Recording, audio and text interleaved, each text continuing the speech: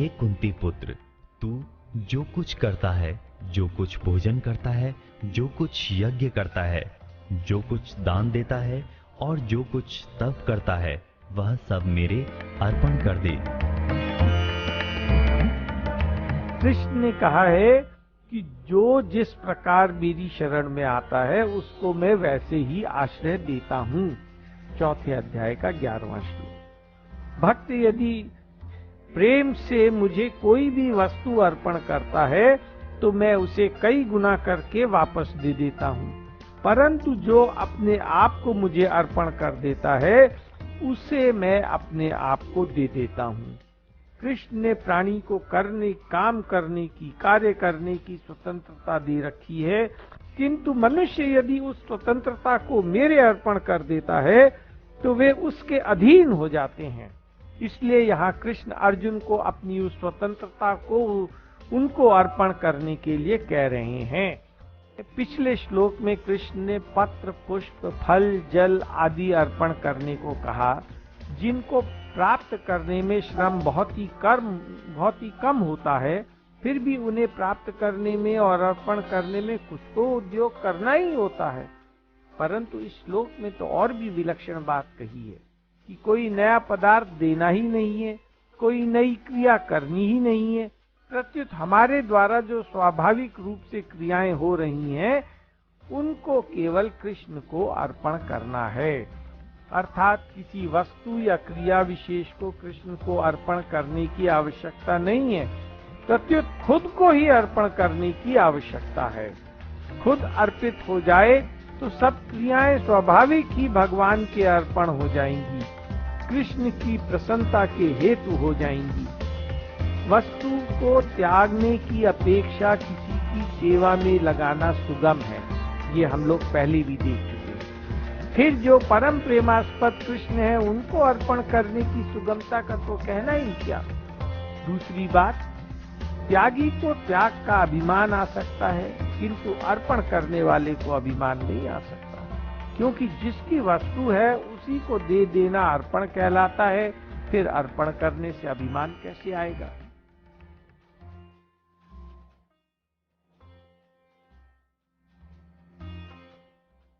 इस प्रकार मेरे अर्पण करने से, कर्म बंधन से और शुभ, विहित और अशुभ, निषिद्ध संपूर्ण कर्मों के फलों से तू मुक्त हो जाएगा। ऐसे अपने सहित सब कुछ मेरे अर्पण करने वाला और सबसे सर्वथा मुक्त हुआ तू मुझे ही प्राप्त होगा। पूर्वोक्त प्रकार से सब पदार्थ और क्रियाएं मेरे अर्पण करने से, अर्थात तेरे स्वयं के मेरे अर्पित हो जाने से अनंत जन्मों के शुभ अशुभ कर्मों के जो फल हैं उनसे तू मुक्त हो जाएगा। वे कर्म फल फिर जन्म मरण देने वाले नहीं रहेंगे। शुभ अशुभ जो भी कर्म हम मन, बुद्धि, इंद्रियों आदि के द्वारा करते हैं उनसे अनुकूल प्रतिकूल परिस्थिति के रूप में ही फल आता है। मनुष्य भूल से उन परिस्थितियों के साथ अपना संबंध जोड़कर सुखी दुखी होता रहता है। यह सुखी दुखी होना ही कर्म बंधन है। भक्त इन परिस्थितियों को भगवान का विधान ही मानता है, उनका प्रसाद ही मानता है। उसकी दृष्टि उन परिस्थितियों पर ना होकर कृष्ण पर रहती है, इसलिए उसे उन परिस्थितियों से सुखी दुखी होने की आवश्यकता नहीं पड़ती है और वो मुक्त हो जाता है। कर्ता अनुकूल परिस्थिति में सुखी होता है और उस परिस्थिति का वियोग तो होता ही है जिसे कर्ता चाहता नहीं है।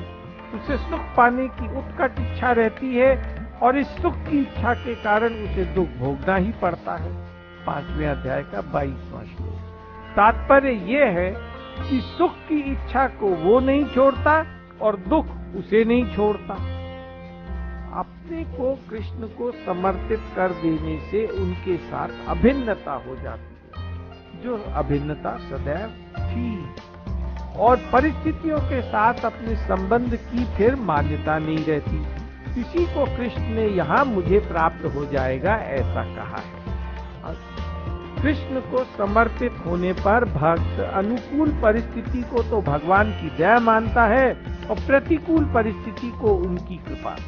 कृष्ण प्यार करके जीव को मुक्त करते हैं, ये उनकी दया है, और शासन ताड़ना करके उसके पापों का नाश करते हैं, ये उनकी कृपा है। भक्त दोनों में ही प्रसन्न रहता है, कारण कि उसकी दृष्टि अनुकूलता प्रतिकूलता की तरफ न रहकर केवल कृष्ण की तरफ रहती है। भक्त शुभ कर्मों को भगवान को अर्पण कर देता है और अशुभ कर्म करता नहीं है। वो कर्मों के फल रूप में प्राप्त अनुकूल प्रतिकूल परिस्थितियों में सुखी दुखी नहीं होता।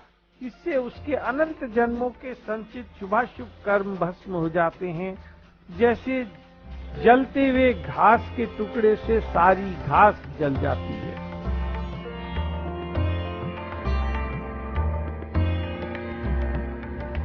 मैं संपूर्ण प्राणियों में समान हूँ।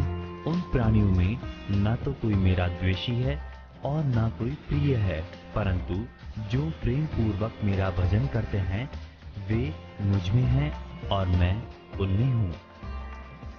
मैं कहीं कम हूँ, कहीं अधिक हूँ, अर्थात चींटी छोटी होने से उसमें कम हूँ और हाथी में अधिक हूँ। जो मेरे अनुकूल चलते हैं उनमें अधिक हूँ और जो मेरे प्रतिकूल चलते हैं उनमें कम हूँ। ये बात है ही नहीं, कारण कि सारे प्राणी मेरे स्वरूप हैं, इसलिए मैं सब में समान हूँ। कोई मेरे राग द्वेष का विषय नहीं है। इसका तात्पर्य है कि चाहे कोई पुण्यात्मा है या पापात्मा, मैं सबके प्रति समान हूँ। जैसे किसी के एक हाथ में पीड़ा हो तो वो पीड़ा वाला हाथ शरीर के काम नहीं आता है, जबकि दूसरा हाथ सारे काम करता है। परंतु उस व्यक्ति का किसी भी हाथ के प्रति राग द्वेष नहीं होता कि ये तो अच्छा है, ये मंदा है। दोनों ही हाथ उसके अंग हैं और अपने अंग के प्रति किसी को भी राग द्वेष नहीं होता। परंतु जो भक्ति पूर्वक मेरा भजन करते हैं, अर्थात जो केवल मुझे ही अपना मानते हैं, केवल मेरे ही परायण रहते हैं, संसार में जिनकी आसक्ति नहीं है, जो शरीर मन इंद्रियों और वाणी से मेरी तरफ ही चलते हैं, वे मेरे में हैं और मैं उनमें हूँ। इसका ये अर्थ नहीं है कि जो मेरी आज्ञा के विरुद्ध चलते हैं वे मेरे में नहीं हैं और मैं उनमें नहीं हूँ। प्रत्युत वे अपने आप को मेरे में मानते ही नहीं, वे तो अपने आप को संसारी जीव मानते हैं। इसका दूसरा भाव ये है कि जो मेरे साथ मैं भगवान का हूँ और भगवान ही मेरे हैं, ऐसा संबंध जोड़ लेते हैं, वे मेरे से एक हो जाते हैं। इसका दूसरा भाव ये है कि जो मेरे साथ मैं भगवान का हूँ और भगवान ही मेरे हैं, ऐसा संबंध जोड़ लेते हैं, वे मेरे से एक हो जाते हैं, इसलिए वे मेरे में हैं और मैं उनमें हूँ। अब कोई कहे कि भगवान अपने भक्तों में तो विशेष रूप से प्रकट हैं और अन्यों में कम रूप से हैं, तो ये भगवान की विषमता क्यों है? तो कृष्ण कहते हैं कि भैया, मेरे में ये विषमता भक्तों के कारण ही है। जो जिस प्रकार मेरी शरण में आता है, मैं तो उससे उसी प्रकार से आश्रय देता हूँ।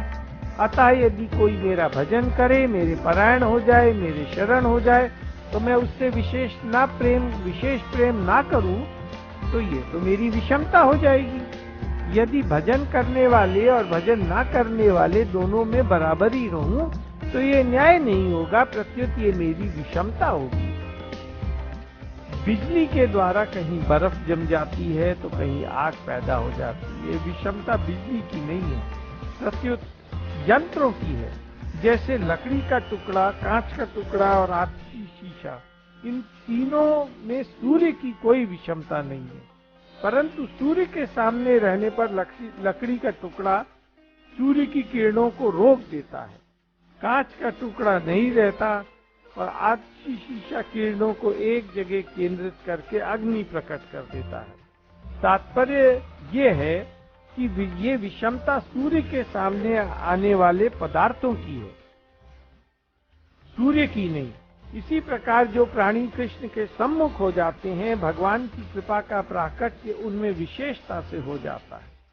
भक्तों की कृष्ण के प्रति जितनी प्रियता होती है, कृष्ण की भी उनके प्रति उतनी ही प्रियता हो जाती है। यदि वे अपने आप को कृष्ण को दे देते हैं तो कृष्ण भी उनको अपने आप को दे देते हैं।